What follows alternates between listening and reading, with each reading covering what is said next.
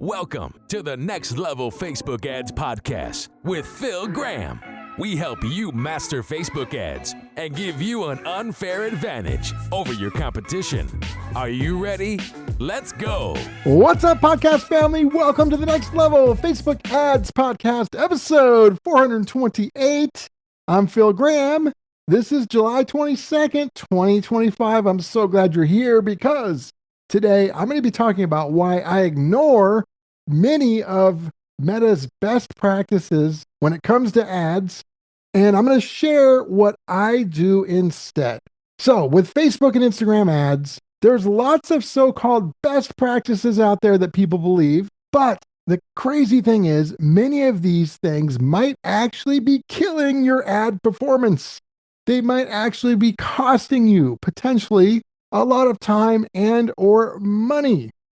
So if you're following all the so-called rules and best practices that everybody says to do, even Meta on some of this stuff, if you're following all that and you're still getting bad results, you are not alone. In this quick episode, I'm going to share 3 of these so-called best practices that many times I ignore, and I'll share what I'm doing instead. So if you've been struggling with your ads, or maybe you feel stuck, or you maybe just want to get to the next level, this might just be a game-changing episode for you. And I want to be really clear about this. I love Meta. I love Facebook and Instagram ads, and I don't think they're trying to deceive you with some of these so-called best practices. But there are so many advertisers in so many different situations. There's no way that one thing can work great the same way for every advertiser. And so what might work for one might be horrible for you. So I'm not saying they're out there putting bad info, but what I am saying, whether it's them or some fake guru or somebody else, a lot of what people are putting out there sometimes can be costing you a lot of time or money. And so you got to be very, very careful when it comes to that stuff. So this should be a great episode, and I'm going to try and keep it as short, sweet, full of value, and actionable for you guys as possible. But before we jump in, I did want to mention, you guys, I can't believe this is already July 22nd, like midsummer. We are not that far off from fall. And as an advertiser, you probably know you should be planting your seeds now for a harvest when the holidays start happening. So make sure you guys are focused on that. This is a very important time of year. And by the way, when it comes to that kind of stuff, if you're looking for some help with your ads, I believe one-on-one coaching is the best way in the world to learn because it is specific to you personally, to your business, to your exact situation. It's not a bunch of group think or the blind leading the blind. And that's why I love it so much. So whether you're looking for some coaching one-on-one, or maybe you don't want any of that, you'd rather just have somebody run your ads for you so you can focus on other stuff. For either one of those things, just go to my website, philgrahamdigital.com, or DM me on Instagram at philgrahamdigital, and we can set up a short Zoom call, and I would love to connect with you. So let's jump right in, my friends. When it comes to Meta and Facebook and Instagram ads, there's a lot of so-called best practices that might look good or sound good on paper, but when they're in real campaigns with real budgets, real money, especially when it's yours, sometimes they might be doing more harm than good and actually costing you money.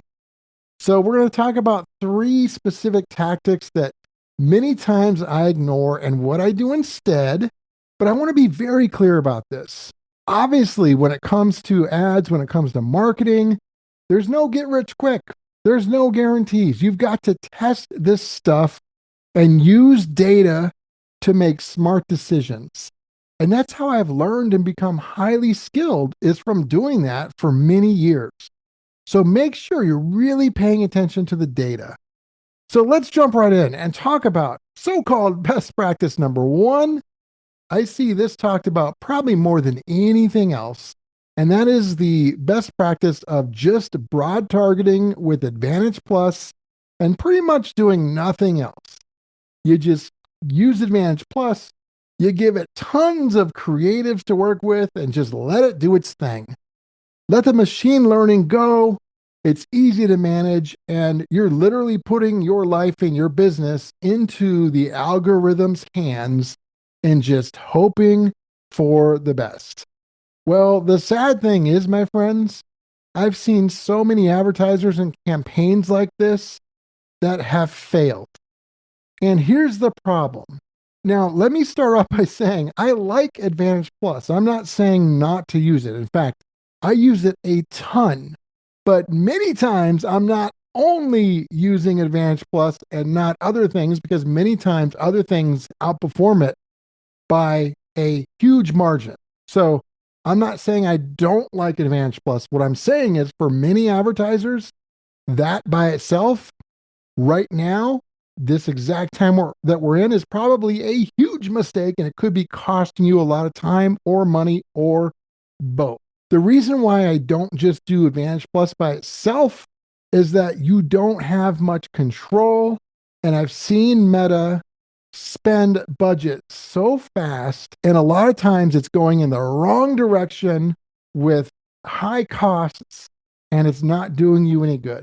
There's no way that you can have the same strategy as like a company like Coca-Cola that spends tens of millions of dollars, if not more, on advertising. You just can't.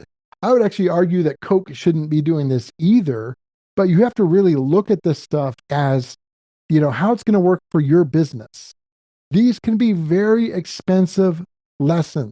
So, what do I do instead? Well, first of all, I still do Advantage Plus targeting, of course, and broad targeting, but I don't do it by itself. So, usually, what I'll do, and it does depend on the exact kind of client, but typically, what I'll do is I'll have at least one Advantage Plus / broad targeting audience that we're testing. However, in addition to that, I have a whole nother test, a whole nother audience that is more of a segmented audience. It still could be really large. It depends on what we're testing, but it's going to be based off of different things, maybe interest or behaviors or lookalikes or demographics or a combination of things. But I will tell you this, I could show you tons of data where these segmented audiences have outperformed the large Advantage Plus audiences, sometimes by insane amounts.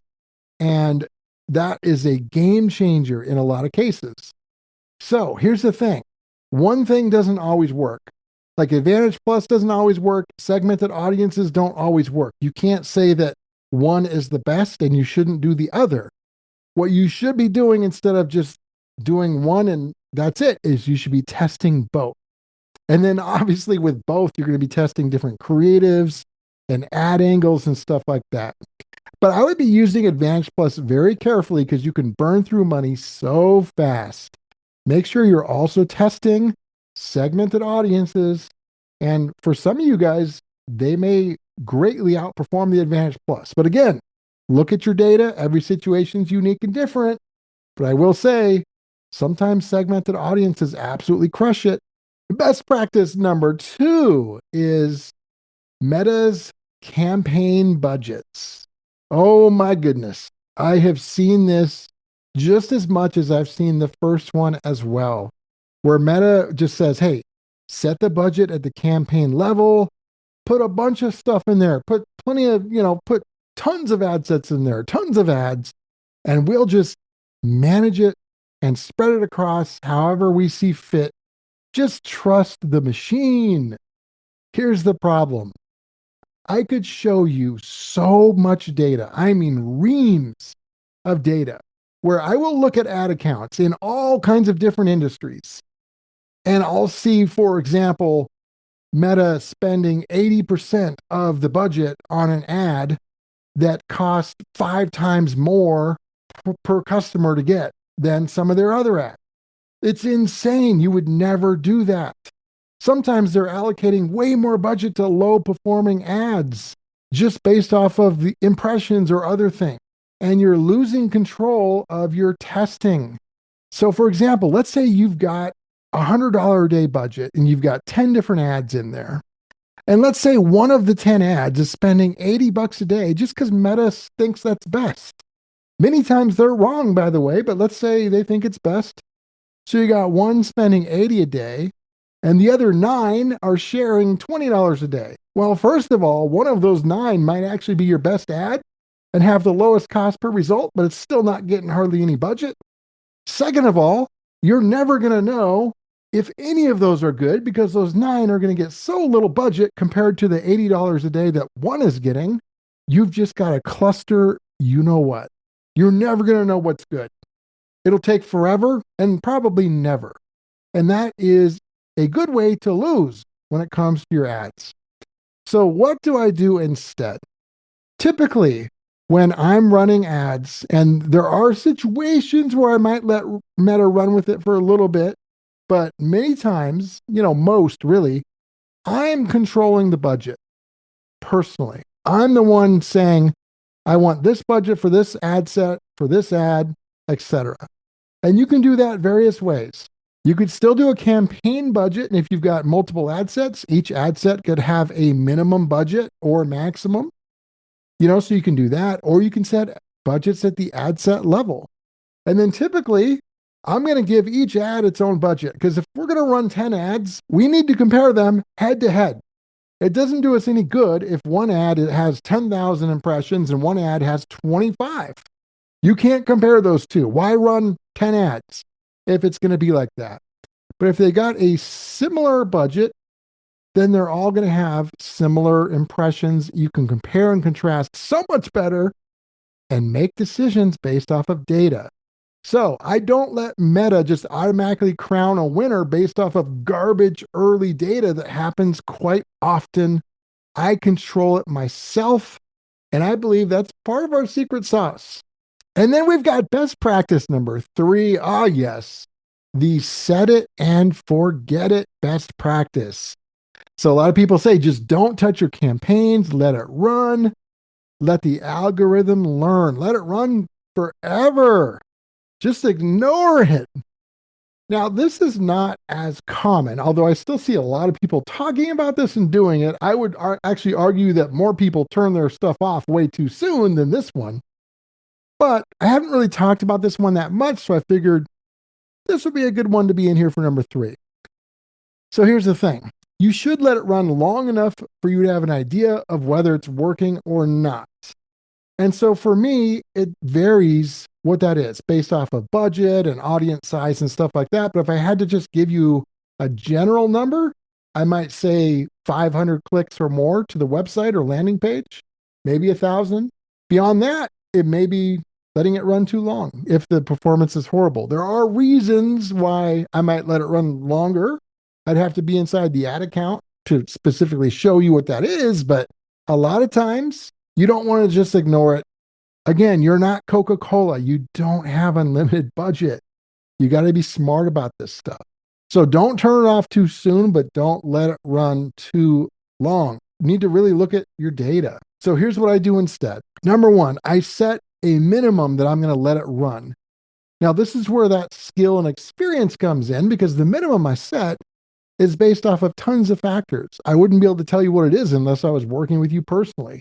But this is something you can either learn from me in the future or you can learn by doing and become good at it yourself. But I set a minimum. So I know, barring some insane thing, when I run an ad, I'm going to let it run for X number of days or clicks or whatever the case may be. And then once we hit that minimum, what I'm doing is I'm looking at some different things, not just return on ad spend, not just cost per lead or cost per new customer. I'm looking at click-through rates.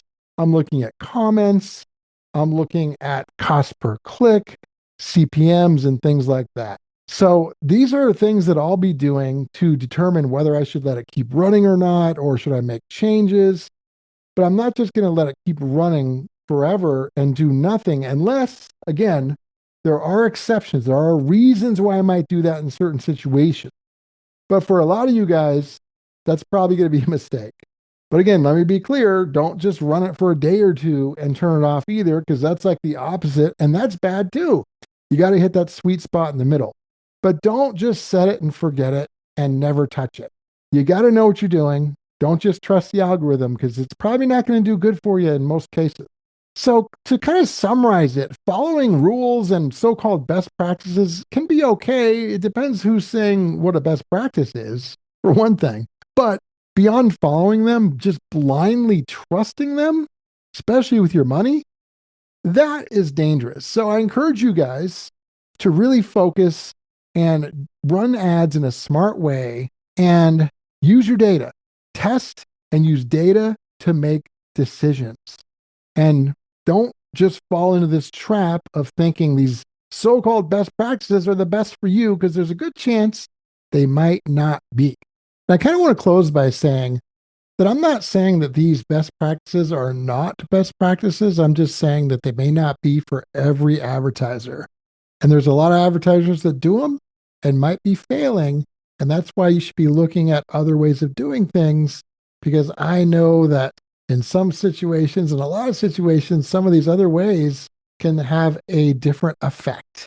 I hope that was helpful, you guys. One thing I want to end with is just in terms of like this advice. Remember, there's no guarantees when it comes to marketing or social media or ads. You've got to be really smart and test things for your exact business and let that data decide. Run away from any of these idiot fake gurus that have guarantees that promise riches. It's all a bunch of BS. So be very careful. My friends, episode 428 is in the books. Thank you guys so much for being here. I've actually got a great episode planned for next week. I'm going to share what I call like my 3-minute Facebook ad health check.